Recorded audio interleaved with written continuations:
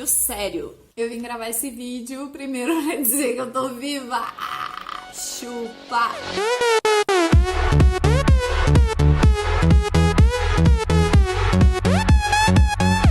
Tô brincando, a pessoa, quando ela sobrevive, ela fica boba, fica besta, bestada, fica passada, ela se passa. Todos os meus amigos estão me perguntando como que eu tô e tudo mais, e eu não tive mais muita interação, porque eu andei bem afastada, assim, porque eu tive muito enjoo, tive muita dor no corpo, tava bem debilitada, não tinha condições mesmo, não conseguia pegar o celular, não conseguia falar no telefone. Eu tô com um zumbido no ouvido que a gente acredita que foi efeito da químio, que me causou um pouco de surdez, então isso tem me deixado bem enjoada, às vezes me deixa tonta. E também porque quando eu cheguei do hospital, eu acabei gastando toda a minha energia criando um anúncio na internet pra vender uma porca prenha e botando o telefone do meu amigo, do Anthony. Ele queria me matar depois. Fazia muito tempo que eu não sacaneava ninguém, então valeu muito a pena. Antes de começar a falar sobre como é que foi o processo, tudo que eu passei, eu quero agradecer a minha família, as minhas irmãs, principalmente, que são 2 anjos que eu tenho na minha vida. Eu não sei o que eu seria sem elas, porque, olha, que pessoas. Agradeço aos meus amigos. Se eu agradecer todo dia, o dia inteiro, não é suficiente, porque, sério, é muito privilégio. Agradeço também a psicóloga da equipe que me ajudou muito nesse momento, porque como eu fiquei totalmente dependente, e eu não sou acostumada a ficar totalmente dependente, eu fiquei muito deprimida, fiquei ansiosa, tive crise de pânico, foi um caos total. Agradeço também a terapeuta ocupacional que levava um monte de cacareco pra gente se ocupar. Eu ficava fazendo origami e a gente ficava conversando quando eu conseguia. Então foi muito bom também. As fisioterapeutas, a equipe de odonto. Eu quero agradecer todo mundo que me mandou muita mensagem, muita energia positiva, todo mundo que esteve comigo nesse momento em oração, que esteve comigo através de pensamentos, esteve comigo me emanando energia, rezando. Eu quero agradecer todo mundo que doou na vaquinha que eu fiz. Realmente está sendo muito útil, porque eu estou usando bastante medicação e tudo mais. Quero agradecer de coração meus amigos que doaram plaquetas. Foi muito, muito, muito, muito, muito, muito bom, porque eu precisei bastante. Eu acabei ficando bastante debilitada também. E as plaquetas foram muito importantes na minha recuperação. Então eu agradeço muito ao meu médico, o Dr. Alexei, que é um anjo na minha vida. Ele é um profissional maravilhoso, super dedicado. E a doutora Cláudia, que foi a que fez o meu transplante. A equipe técnica toda que estava lá o tempo todo me apoiando, me ajudando, porque eu precisei muito, muito deles. Todos os técnicos, as enfermeiras maravilhosas, sem comentários. Quero agradecer também todo mundo que respondeu a minha enquete que eu fiz no Instagram perguntando ideias de vídeos sobre coisas que eu poderia falar. O que eu mais tive assim foi falar sobre força, superação, a minha visão de mundo, quais são meus próximos sonhos, com o que eu gosto de trabalhar, sobre amizade, sobre relacionamento, experiências no geral. Como que foi o processo do transplante versus o coronavírus? Assim, isso foi uma coisa que eu achei que não ia interferir tanto, mas foi bastante pesado nesse meu processo. Quando eu internei no dia 2 de abril, tive uma conversa com a médica que ela disse assim, olha, Vanessa, tá um caos, uma situação de guerra por conta do coronavírus, tem muita gente internada aqui no hospital, tem gente na UTI, e isso não é bom pra ti, que vai ficar com a imunidade zerada, praticamente, no meio de uma pandemia, né? Ela disse que o ideal pra mim seria fazer o transplante daqui 5 meses, por conta dessa pandemia, porque não seria bom me expor dessa maneira, né? Com todos esses riscos aí. Daí eu falei, tá, bom, posso ir embora? Ela disse que não. Aí ok, né? Eu disse por quê? Aí foi quando ela me disse que eu não tinha mais tempo. Que eu era obrigada a fazer nesse momento. Eu não podia perder o time da medula e a minha vida dependia disso. Então eu não tinha mais tempo mesmo. E juntamente com isso ela me informou que eu ia ter que assinar um termo de responsabilidade no qual ele tratava sobre o coronavírus, dizendo que eu estou fazendo um transplante de medula, que é um procedimento que tem um risco de vida, mas que além desse risco de vida, ele está tendo um risco aumentado por conta da pandemia, né, que é uma questão mundial que a gente está vivendo, esse isolamento todo. Um dos pré-requisitos do paciente de transplante era antigamente que ficasse um acompanhante, um familiar 24 horas por dia, né? Porque a pessoa fica muito ruim, ela fica muito frágil. E aí agora, por conta do coronavírus, não podia mais ficar acompanhante. Então eu ia ter que ficar sozinha. Daí eu concordei, né? E foi o que aconteceu.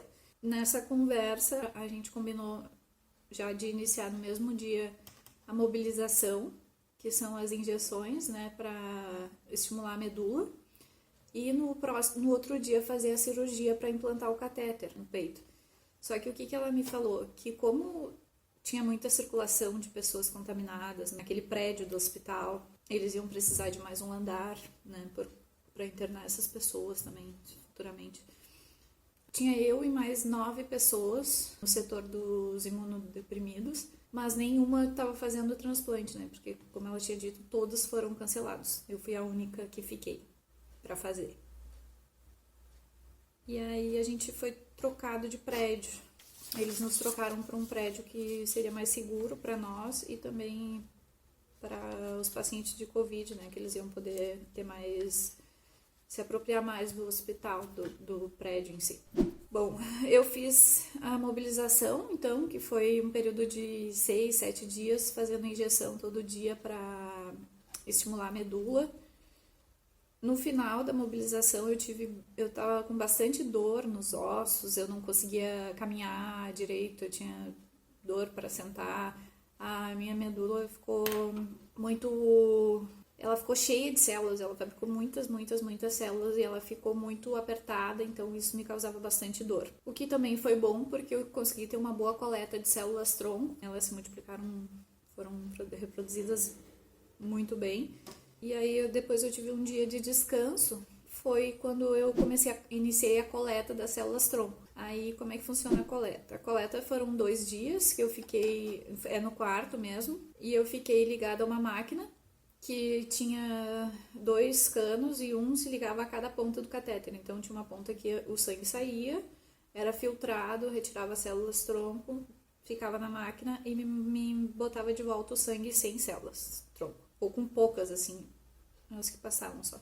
Aí eu fiquei fazendo isso por 2 dias. Depois desses 2 dias eu tive os efeitos da coleta, que no meu caso foram dor de cabeça, olho inchado, parecia uma ressaca, corpo pesado, cabeça, pressão na cabeça. Enfim, aí eu tive um dia de descanso e iniciei a quimioterapia em altas doses. A quimioterapia em altas doses durou 3 dias. Era cerca de 5 horas por dia, eu ficava fazendo. E no fim dos 3 dias, eu já podia sentir, assim, os sintomas da quimio mesmo.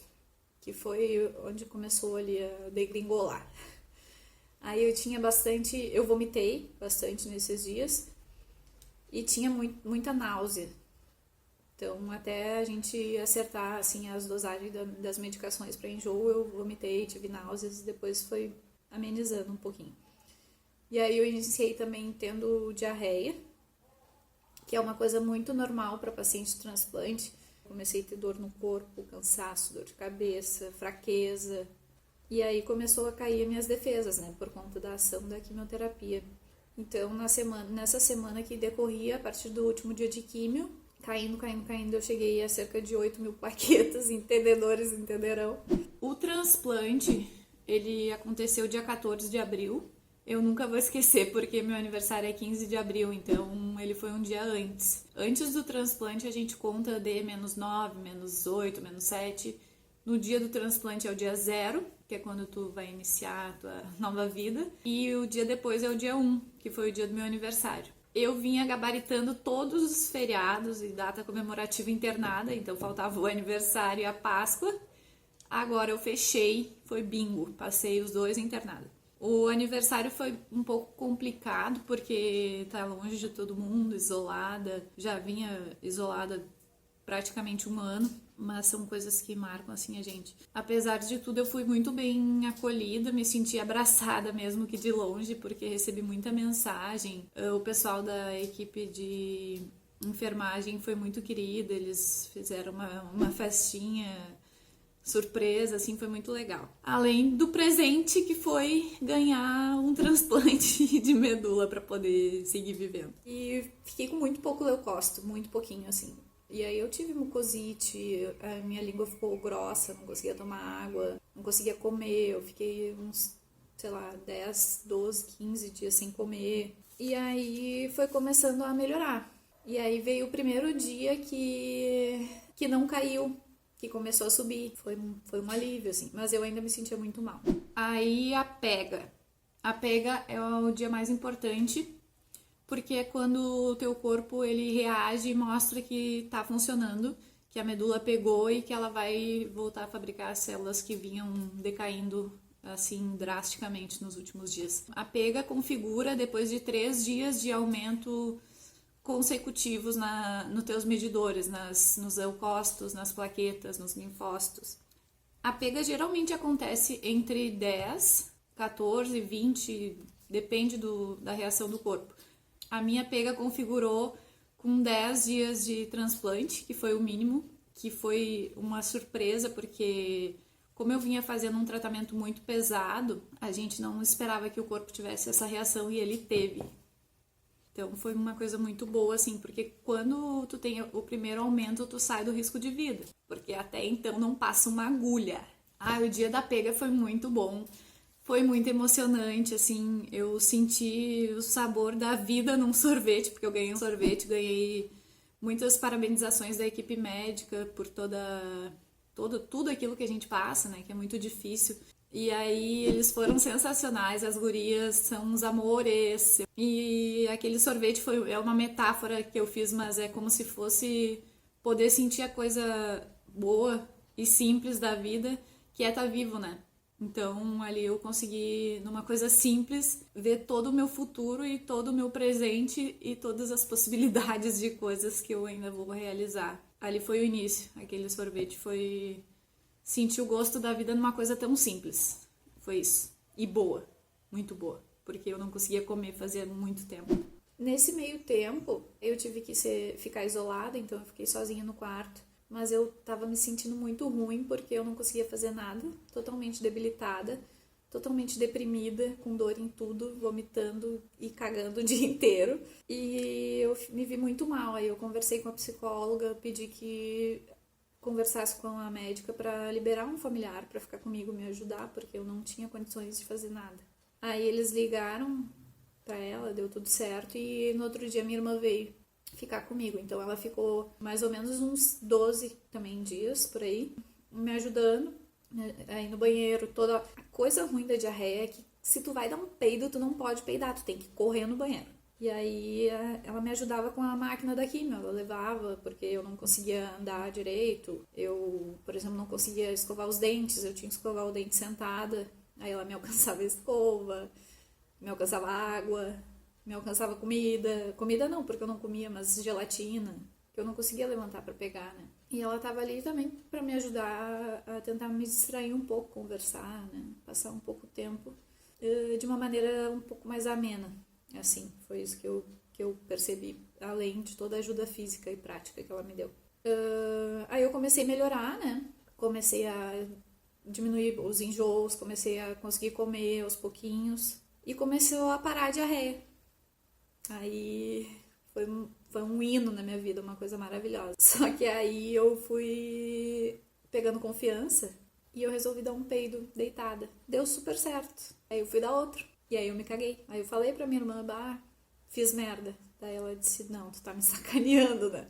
Eu disse, é sério, porque aí eu já conseguia até rir, porque nos outros dias eu tava tão mal que eu não conseguia rir, eu não conseguia falar. Ela falava comigo, eu, sei lá, não respondia, sacudia a cabeça. E ela disse, tá me sacaneando. Aí eu disse, não, guria, sério. Daí eu disse assim, chama alguém pra nos ajudar. Aí ela chamou, louca de vergonha. Disse assim, moça, a minha irmã passou um pouco mal e sujou a cama. E daí eu disse assim, moça, eu dei um peido e deu certo. Eu fui dar outra e me caguei. O que eu vou fazer? Ela disse, não, isso é normal. Tem pacientes que tem que ficar o tempo todo de fralda porque é muito agressivo o teu estômago. Tudo, fica tudo do avesso. E a minha irmã, depois ela perguntou, tu não tem vergonha de falar isso? Eu disse, não, Teria vergonha se eu tivesse medo de tirar sangue, medo de fazer injeção, sei lá. Nem isso eu teria vergonha, porque seria medo, e medo é uma coisa boa, porque é uma trava social, que não deixa as pessoas fazerem mais merda. Enfim, depois desse episódio aí, eu fui no banheiro, botei minha calcinha no lixo, porque eu tava puta da cara. É foda!